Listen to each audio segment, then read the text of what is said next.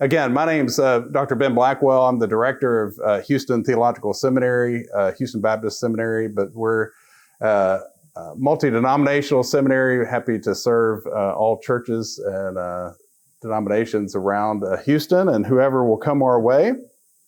And today is week 4 out of 5, so we're talking about Islam today. And as we get into things here, I have a little bit less history than with Judaism, although so much of Islam is built on Judaism and Christianity. One of the first things I wanted to talk about, though, was just the nature of coming to the question of Islam. Interestingly enough, the word Islam comes from the word salam, or in Hebrew, shalom, peace. And so in this sense, it has to do with the idea of surrender, is what Islam itself means. And a Muslim is someone who does surrender to God. But the whole idea is that the purpose of this religion ultimately was grounded out of this idea of peace, interestingly enough. And so that's exactly the opposite of what we would often think of Islam today. And I want to say this, particularly as we hear other religions that we've talked about, you may or may not have met folks of that religion. It would be almost impossible to live and work here in Houston and have not met people that are of the Muslim faith. And so as you encounter people, I think one of the things that's quite important as we encounter different texts, traditions, and religions is this question of which aspect of the religion are we engaging? So I lived in England for 5 years. I did my PhD in New Testament and early church history in Durham, England. And so it may not mean much to you. It's not a widely known school, but it's the second or the third oldest school after Oxford and Cambridge in the UK. And so N.T. Wright was the Bishop of Durham. And I guess he's coming to Houston here in just 2-3 weeks at Lanier Theological Library. But so when I worked for him there, though, it's like some of the things that I experienced in England and Durham was not anything like the rest of England. So in this sense, the England I lived in was kind of like the West Virginia of the United States. It's old coal mining territory. It's very rural. Nobody in England thinks that's representative of them. And so when I would encounter something, it would be hard to know, is this English or is this just the Northeast, right? The Geordies. And so I think this is a whole thing as we encounter any of the religions that we encounter, but even more so Islam, because it is among the religions that we've talked about, one of the most ethnically diverse for sure, but then also one of the more international. And so the Muslims you encounter in Indonesia are different than those in Egypt, than those in North Africa, than those here in the U.S. And so we don't want to live according to stereotypes, according to one experience that culturally we may have or with other people that way. And so as we come to Islam, in fact, one of its basic tenets, it's only the way to become a Muslim is to confess this one confession. There is no God but Allah, or God. The word Allah just means God in Arabic.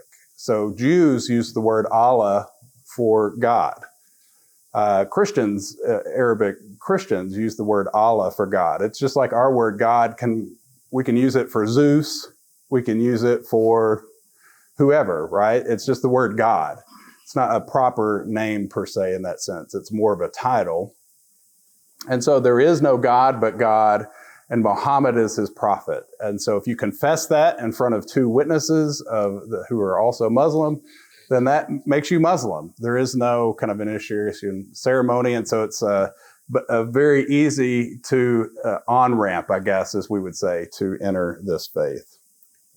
So as we're going forward here, then I'm going to start off with the history of Islam a little bit. I usually have a question, but I decided to push my question off in this sense that after I put you to sleep, I need to wake you up further into the presentation. So we'll start with the story of Muhammad. So Muhammad is, right, he's the foundation, the one who developed Islam here. And so he comes from a tribe of Arabs in Mecca, so in the Arabian Peninsula. So if you, in your mind's eye, have a picture of the Arabian Peninsula, Mecca is on the left side, the west side of that, so near the coast, but it's on the trade route from Yemen, from there up to Syria. And so he was raised in a family of, although he was orphaned, both of his parents died, he was raised by extended family with these traders, right? The caravan traders. And so he grew in stature and prominence as a trader, and then actually married an older woman whose husband had died, and married into her wealth as well. And so he started off as much as a political leader in this tribal area of Mecca. And so it's through this then that he had the influence that he had. And this sets up the whole question or issue that we face today with Islam, is that the political leadership of Islam is tied hand in hand with religious leadership. So in the West, we separated these things around 150 or 200 years ago, or 250 or so, in the Enlightenment. There was this movement in the Western history of Europe, to where we wanted to disambiguate. We wanted to separate religious practice from political leadership. And so even France, when France had its revolution right after that of the American Revolution, for a while, they actually renumbered their calendar to year 1 as the revolution, because they so wanted to separate this new identity from the religious identity that had been there before. Of course, tradition is hard to overcome, and so they reverted back. But so we live in a world today in the modern West to where we take it as an assumption that religion has nothing to do with politics, at least in a formal role. Now, in America, it has a very strong drive in the way that we vote and the rhetoric that we use. Very different, per se, in England. So when I was there, if you were a Christian candidate, you almost never mentioned it, or it was a side fact. It was not a driving factor for the voting populace. But the bishops ex officio sit in the House of Lords. So funnily enough, right? I mean, religion has very little in the public discourse and voting and things like that. And yet in the structure of the very government of England, the bishops vote in the House of Lords, right? They're equivalent of our Senate. And so you have this history of religion and politics just structurally together there in Europe in a way that we don't in the U.S. And this is a real struggle for us, and in fact, for the whole West as we engage Islam, because the whole question of Islamic law and all these other things that are wedded that we think shouldn't be there, and yet for the rest of the world is just natural that you bridge these things, that they shouldn't be there. If God wills that we do certain things, then why shouldn't we put it in our legal system and not just have preachers tell us to do these things? It's the question there. So Muhammad, though, rises up as a business leader, and has these visions. So the angel Gabriel, or Jibril, as the Arabic pronunciation of his name comes and tells Muhammad to read. And then the word Quran means to recite. So he's reciting these words that he's hearing from the prophet or the angel Gabriel. And so from his 40s into his 60s or so, he's receiving aspects of this revelation. And so easily today, you can go buy a copy of the Quran. It's not that actually unique or odd, I guess. It's not so much narrative, so it's not like an extension of the Old Testament or even of the New Testament, even though he uses it as he says that he's following in the tradition of the other prophets that have gone before. So anyone who's a religious leader who has heard from God would be a prophet. So Adam is a prophet, Noah is a prophet, Abraham is a prophet, of course Moses, David, Jesus. And then finally, we get to Muhammad himself. But the whole idea here with the Quran then is not so much that it is an extension of those narratives, but it's God's voice and word, particularly for this community.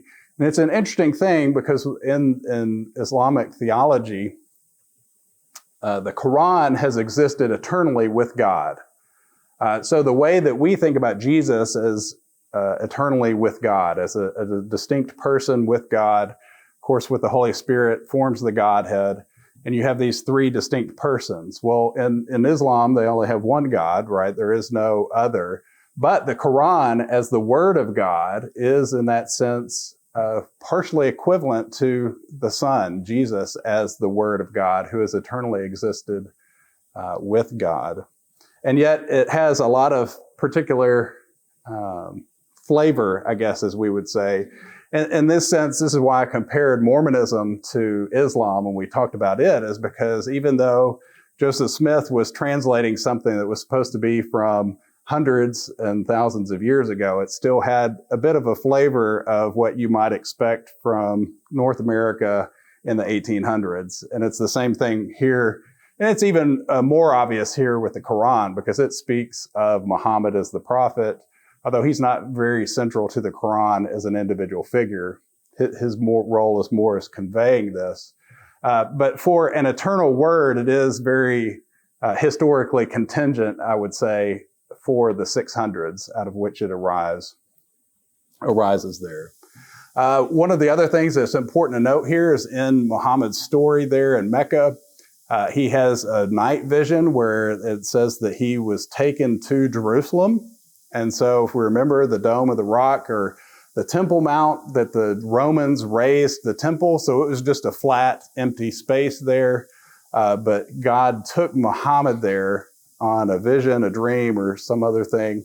And so in the midst of that, he, just like this, came down from heaven, landed, put his foot, for those of y'all on the video, there's a screen that's coming down. But he came down and he stood on a rock there. But in that sense, like it was a scene that he was in the continuity of what God had been doing before.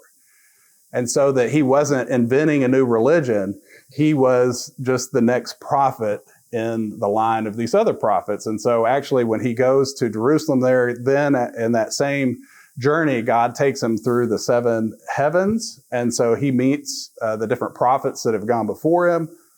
So Moses, David, Jesus. And so that was the confirmation that he was in the line of these prophets that had gone before.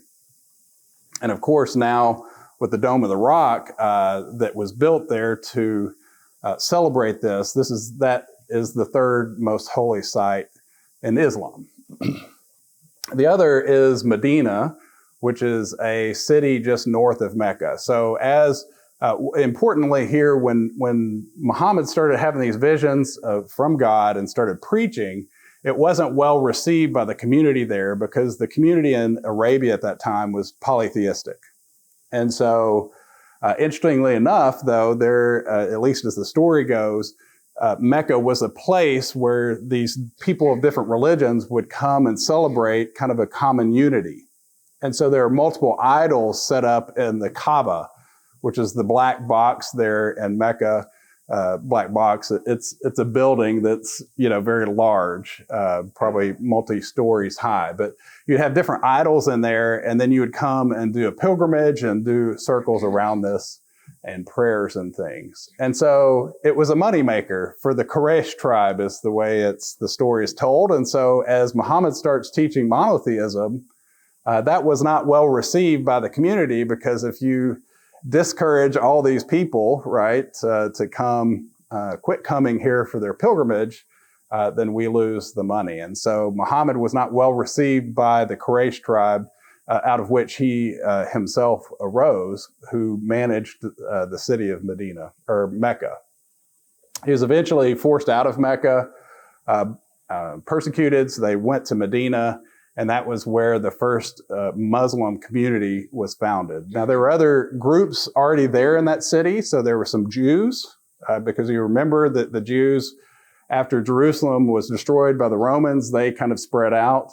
And there was a huge portion of Jews in Persia and then Arabia here as well. And so we'll talk about some troubles there that happened in Medina. But so he goes and founds the first mosque there in Medina. And so one of the largest mosques now in the world is in Medina. As non-Muslims, I assume those in this room at least are non-Muslim, you would not be allowed to go to Mecca. Only Muslims can even enter the city of Mecca. Non-Muslims can go to Medina, but you can't go into the mosque. You can only go into the edge of the precincts there. The word masjid, I don't know if you've seen this around town. The word mosque is like the English pronunciation. So the name Jesus for us, for instance, Jesus would not have ever, I don't think would have ever heard anybody call him Jesus. That's a Greek kind of pronunciation of his Hebrew name, right? Yeshua, right, is what we are. Joshua is the name, the Hebrew more pronunciation of that name. And so mosque is that same thing. Masjid is the word, and so you'll see mosques around town with the name masjid on it, and that's the Arabic word for mosque rather than the English word that we have. And so he founds that there. And again, it's not just a religious center. In fact, a lot of the mosques that you'll see around town here are called Islamic centers because they're community centers. It's not just you go to religion there. Religion, politics, faith, community all come together in one place. And so the community of there in Medina especially, you had multi-faith, right? So particularly the Jews were there. Eventually in Muhammad's kind of battles with the Quraysh tribe in Mecca, the Jews were not always seen, at least the Muslims didn't present them as faithful so they're in the city of Medina there, so they should have been faithful to Muhammad as the ruler of that city. And yet they, at times, would partner with the Mecca people. And so Muhammad, at one point, there were 3 or 4 settlements of Jews there. One of those settlements that Muhammad had them all leave. Later in that story, he actually had about 800 of the men of the Jews put to death because they were seen as unfaithful to the community treaty that they had signed over against Mecca to defend this city there. And so there's always then been this tension between Judaism and Islam. Now, it wasn't totally an anti-Jewish thing there because Jews, as we know, lived throughout the Muslim world and often had a much easier time in Muslim countries throughout the Middle Ages than they did in Christian areas. But there is this back heritage there. And then especially with the founding of Israel in the modern era, then that this resurfaced a lot of these anxieties, these tensions that had existed before.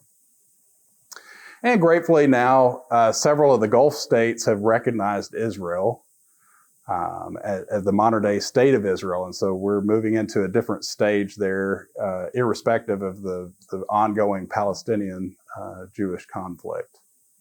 And so we have this setup, though. Eventually in the story, though, Muhammad's still receiving parts of the Quran. It's not being written down at all, though. This is a very oral culture.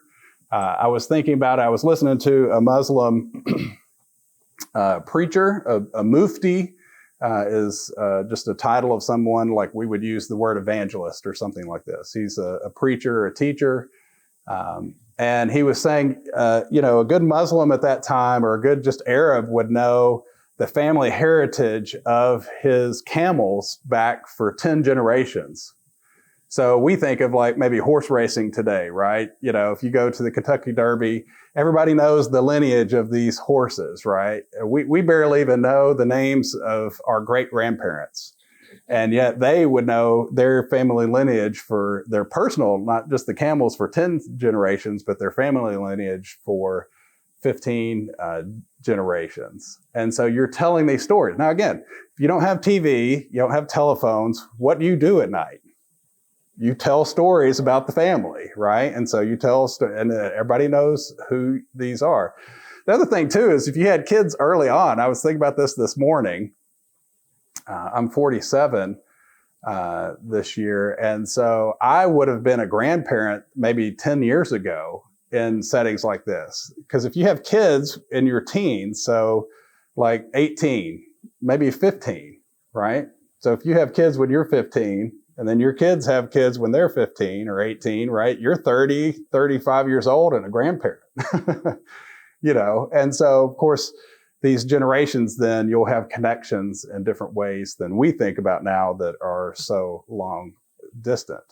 But so part of this then is Muhammad's receiving these revelations and telling them and retelling them orally, and they don't get written down actually fully for another 50 or so years after his death. And so eventually Muhammad grows his power there in Medina, has an army. They go back over and take over Mecca and then take over the rest of the Arabian Peninsula almost immediately. Now, much of the Arabian Peninsula is just sand and dirt, right? It's about the size of Europe, but with that much fewer people, right? They all live around the edge on the coast because there's not a lot of usable space in between. But within Muhammad's lifetime, so in his 50s, the rest of the Arabian Peninsula came together. And this is tribal region. So in this sense, we think of like modern day Afghanistan. When you talk about the different tribal regions and leaders there, usually they had been in odds with one another the whole time. And so finally, at this point, they come together. And so this creates a bit of economic and political ability that they didn't have before. And so within 10 years of Muhammad dying, there was a massive political expansion of Islamic and Arabic control over Egypt, right, which had been Christian, Syria, which had been Christian in the Byzantine Empire, and then also Persia. So within 10 years of Muhammad's life. So Muhammad himself actually didn't do that expansion. It was his immediate follower. One interesting thing with this is that the plague, like what we know as the bubonic plague, had actually come through these regions about 100 years before. So Justinian, I don't know if you've heard of him. He's a famous Greek ruler in Constantinople, and it was around his time when this plague had hit. And so it's one of these kind of interesting things in history of God allowing the plague, as a Christian, I'm thinking of this, God allowing the plague to happen 50, 70 years before this. And so the populations in which these Islamic leaders take over probably wouldn't have been able to take over had the plague not limited the population and their strength and things there. And so you just, in my mind, I'm thinking, gosh, what was it about God's plan that he had, all these different factors? I don't know. There's all these other things God allows. So there's much harder things like the Holocaust or the Crusades and all this that we struggle with. But so much of Islam actually grew within that first 100 years. Almost very little of Islam grew after that through military expansion. We have Islam moving even to Indonesia, the Philippines, that part of the world, but it was more so through trading and their partnerships with the leaders of that area than a military conquest. And so what we know of Islam as a very kind of militaristic religion actually was more specific to that initial period than the later. Now, there were later groups, so as we quickly, before I talk about the others, the transition after Muhammad was very violent.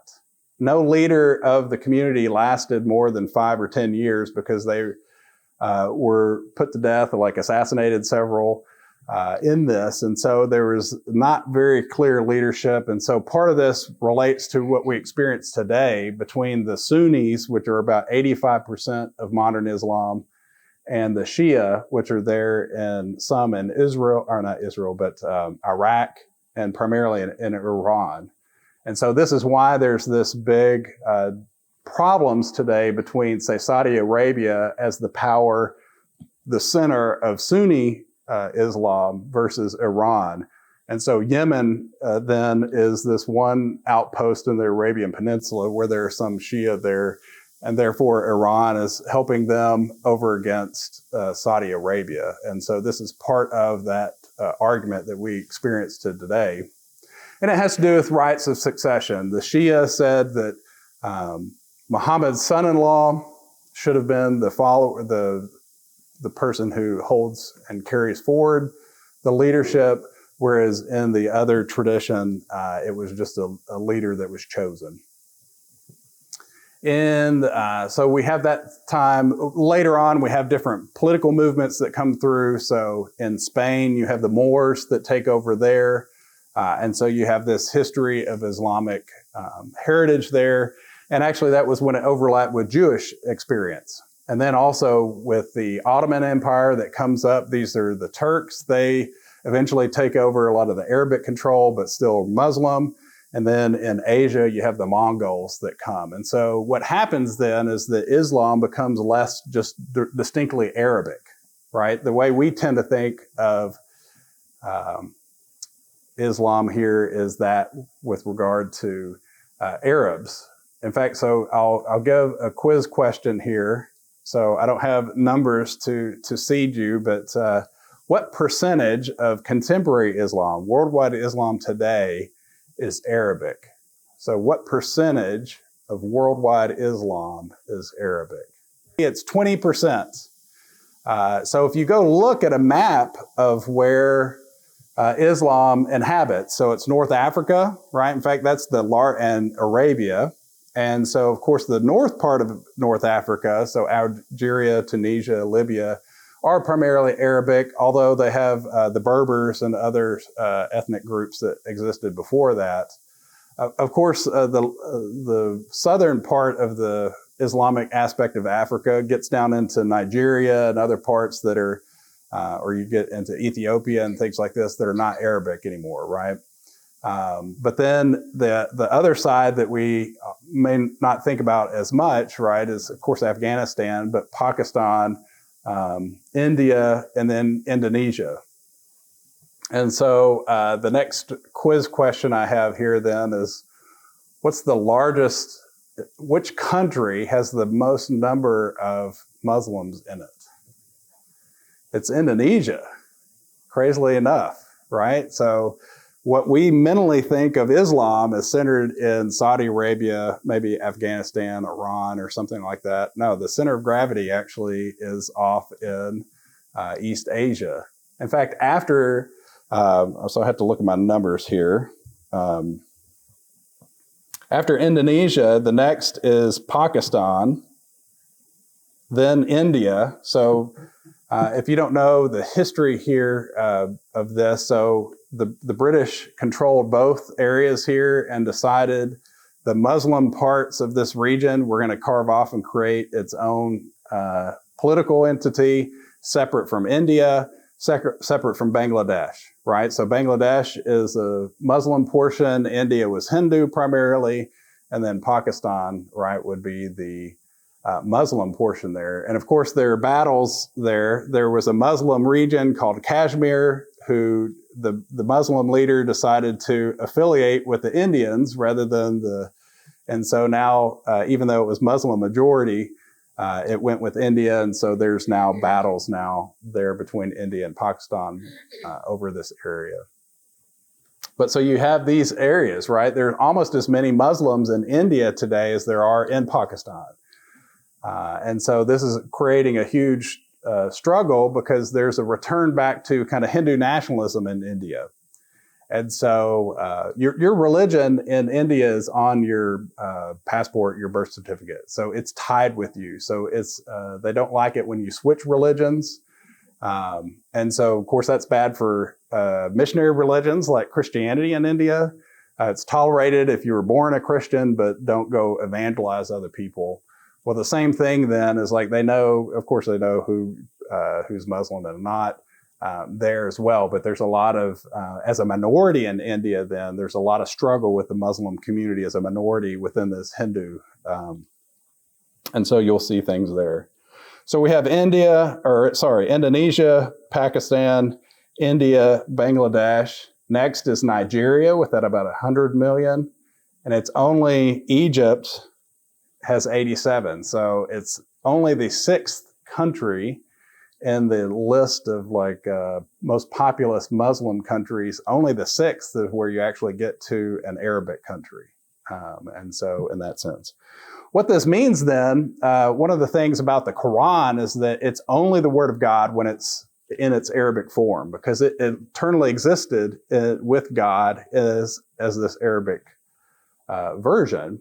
And so all these Muslims in all these other countries, by and large, usually don't know what they're hearing when they go to a service. So you'll learn a little bit of Arabic. Most of my Muslim friends are Turkish. And so they're very proud, So one of the things you do as a kid when you go to mosque and things, you'll learn the chapters of the surahs of the Quran. So these, each they're about 114 chapters, and they all have a title about some aspect of their subject. So the second Quran chapter is called the cow. I believe the fourth one is called the woman. And so they just have different titles like this. They're not fancy or things like this. But so one of the things you do as a kid is to memorize what are the Arabic titles of these chapters. But that might be all you know. Now you'll pick up phrases, right? Salamu alaikum, right? Salam means peace. Peace be with you. And you would respond, alaikum assalam. So to you be peace, or peace be with you. And so interesting, right? I mean, it goes to this, how central that is. But you wouldn't necessarily hear. And so as I was talking to one of my Turkish friends, he's like, it's almost a mystical thing to hear the Quran read in Arabic because he doesn't understand what it means. Now the sermons will be right in your local language, and so you pick up what these things are. But think about it: if Pakistan, India, Indonesia, most of these Muslims are not hearing the Quran like spoken in their own language in the way that our text would be. So what is it about, one of the things as we talk about Islam, before we get to some of the practices, I want to set up one reason why we have some clashes here is because most of these regions were all part of the Western colonialist expansion, right? Nigeria, it's a British mandate. Of course, North Africa was controlled either by France, or Libya was controlled by Italy. Indonesia was controlled by the Dutch. Of course, England there, Pakistan and India we talked about. So much of modern Islamic identity was framed as a colonial power, or under the colonial power. And so there you had more of this clash of the Christian West that came and dominated and ruled these Muslims areas. And so the way then, and what happened then, is that these modern liberal democracies, as we would call them, right, they're based around voting and all this, totally transformed the way that these communities understand and experience leadership. Because these communities have always run in tribal, family structure, these kind of things, and these are not the things that motivate Western democracies. And so when we moved in there in the 1800s, 1700s, and then 1900s, and then divided up these regions. So we think of Iraq. I don't know if you've looked at much of Iraq, but they have the Kurdistan, the Kurds, and then you've got the Sunnis and the Shias. Well, when the British divided that up, part of the reason for them only giving a portion to each was an attempt to kind of balance their power so that none of them would rise up and have a source of authority, right? It was kind of the gerrymandering, I guess, of the modern politics, because we didn't want these people to rise up and have power. So let's carve up there and put them with people that they're fighting with. And so then they struggle with that. Well, so we totally, by imposing kind of modern nation states on these regions at that time, created a lot of instability there that didn't exist before because it was much more tightly family driven. That doesn't mean that they didn't have trouble before, right? They had different kinds of trouble, but we created issues there. And so, of course, like when we think of North Africa, France has the largest Muslim population in at least continental Europe because all these immigrants from North Africa, French speaking, right, then immigrated to France. And so there's this big tension now in France of like, well, how do we manage these people that we took over? And now in a way that we're responsible for them wanting to move here, how do we handle that interconnection, right? And so France, as a very secular country, says, well, we don't mind you as people having your private religion, but don't bring that into the public at all. And so they've banned wearing the hijab, right, which is just the basic, not the one with the face covering. They outlawed the burqa, the one where you can only see the eyes of the women outright. But the hijab is just the one that, the more basic head covering. They outlawed in France the wearing of the hijab in public schools and buildings. And so there's this real clash of like, how do you deal with secular kind of modern Western values with the integration of religion and politics that has always been there. And so, but it has to do with the colonial heritage. It's the same issue in England.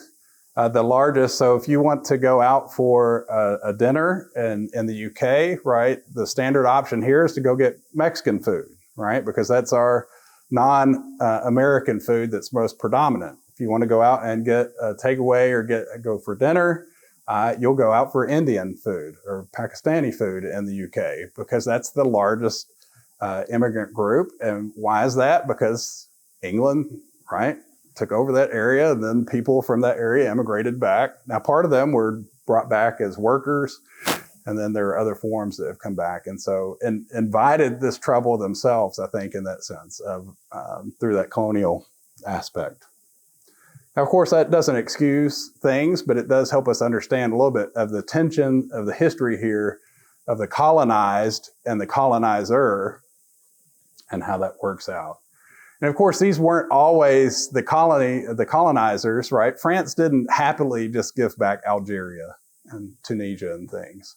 Britain didn't just easily give back India and Pakistan, right? There was these, usually some kind of rebellions and things there that sets that up.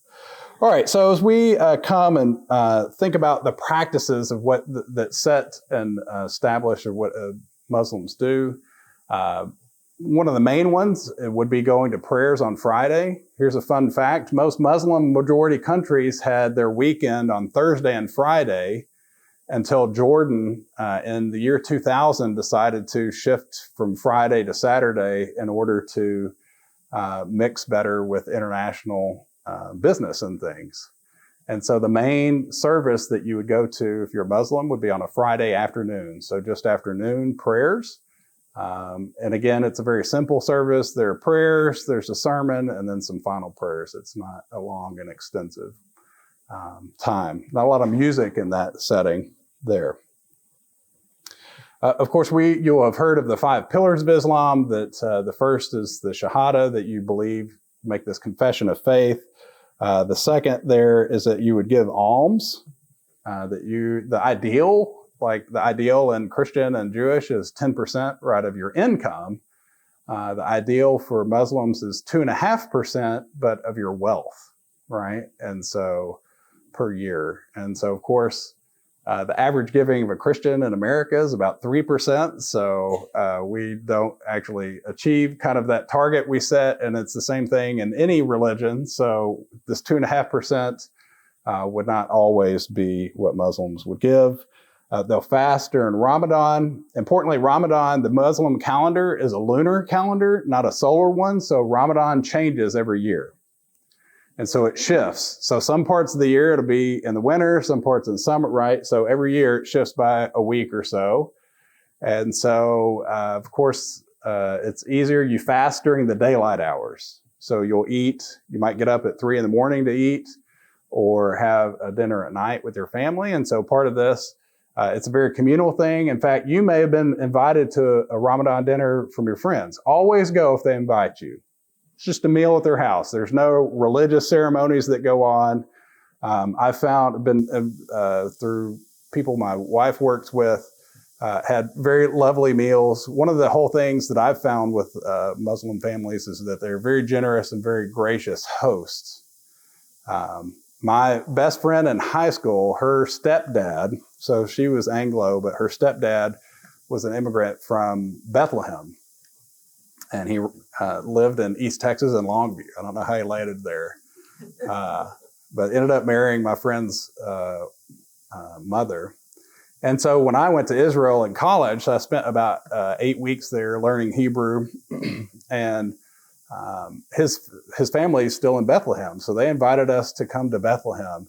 And they treated us, my friend and I, like kings, right? We were 20-year-old Americans in the mid-90s, right? Had no reason to do well to us.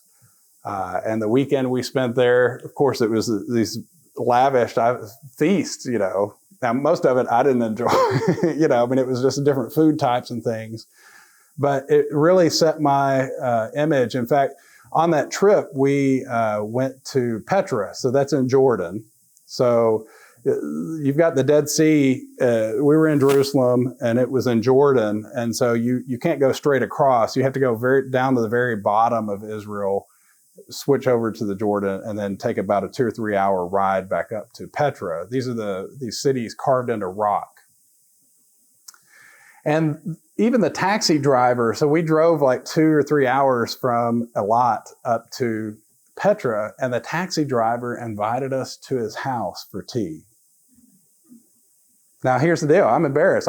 We were so worried about Muslims, right? It's like we didn't go. And that's one of the things I regret, is that I think Muslims are often much more hospitable than we give them, right? So, of course, there's the terrorist side of this, but there are other elements that we miss. All right, getting close to time here. One of the things that I want to let you know about with Islam as well is the place of Jesus in Islam. Muhammad only shows up as a name in the Quran a handful of times, 4 or 5 times, but Jesus is mentioned several times. He reiterates that Jesus is born of a virgin, that he is the Messiah, that he led the people, that he'll actually return again at the end time to help establish the eternal state. And so if you're talking with Muslims, there's actually quite a bit of overlap there as a foothold to talk about and honor Jesus and his teachings as a way to foster communication there. Now, the Quran is very strong about the idea that Jesus is not the Son of God. He is a prophet, just like Muhammad was. But in this sense, you should honor Jesus like you honor Muhammad. So often, again, peace be with you, this language, when you hear someone speak about Muhammad, they'll often say, peace be upon him, after they talk about him. Well, they would say the same thing with Jesus as well. And so as you have these times to engage with our Muslim neighbors, is to be hospitable, to receive their hospitality. It's often hard to have them come to your house because you won't easily cook halal. So if they invite you, never turn them down, right, is what I say there. I think that's our Christian mission, to receive hospitality and to foster those relationships we can. And use Jesus not as a weapon, but as this honor of what we received there. So we have a couple minutes here for questions. Yes? Do they have anything like the Ten Commandments? So the question is about, do they have something like the Ten Commandments? Functionally, yes. If outside the Quran itself, only about 10% of it is what we would call kind of legal material or commands. But the Hadith are another set of texts and traditions about Muhammad's preaching. And most of the Quran and Islam is, do the right thing, right? And so it would fit very much within what we would consider the Ten Commandments. Yes? What is there a concept of heaven and hell?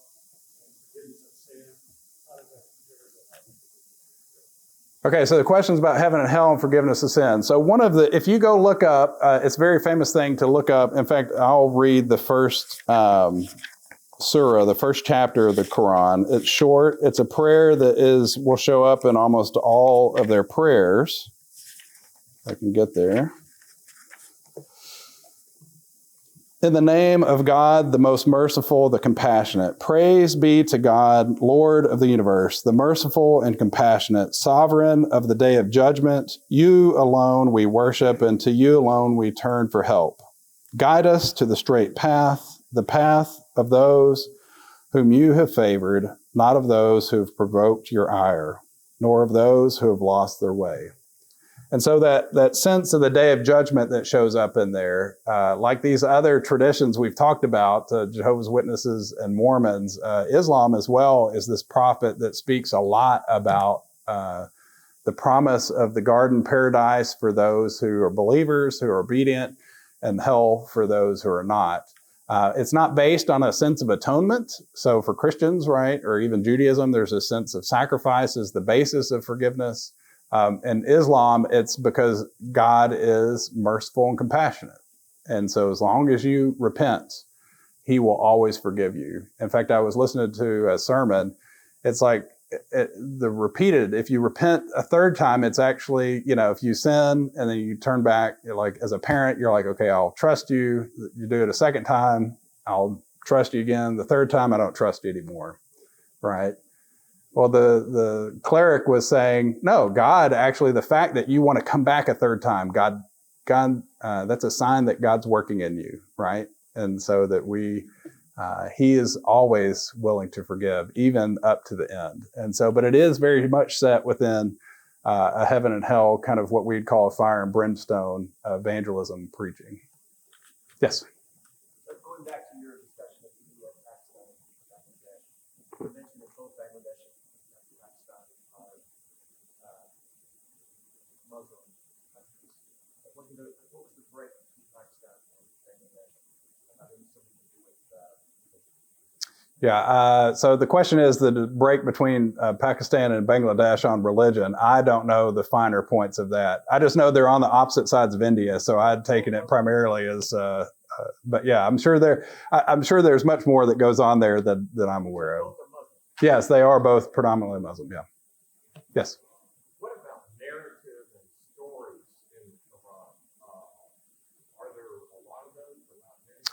Yeah, so the question is the nature of the Quran. The Quran itself is more sermons than narrative. There are some narratives. They primarily repeat narratives that we would have in the Old Testament. And so you have the narrative of Joseph that shows up there, the narrative of Abraham. There are some transpositions. So instead of Abraham sacrificing Isaac, it was him sacrificing Ishmael. So not major differences, but Adam and Eve show up in there a few times. And so the nature of the fall. But it's primarily sermons. The narratives that you get are in the Hadith, and those are mostly narratives of Muhammad's own life. So it's kind of like the Talmud in the sense that they'll tell the stories of Rabbi so-and-so was raised this way and showed his faithful and honor, and then come to his teachings. It's similar to that. All right, I see that I'm more past my time here, so I'm going to cut us off here at this point. But the slides will be with the version. They may or may not have to do a little bit to match them up, but follow generally what I did here. If you want to get those, or you can look me up. So you can just Google me, Ben Blackwell to HBU. I'm very happy to email you the slides as well if you have any questions. So thank you, and I'll see you next week, God willing.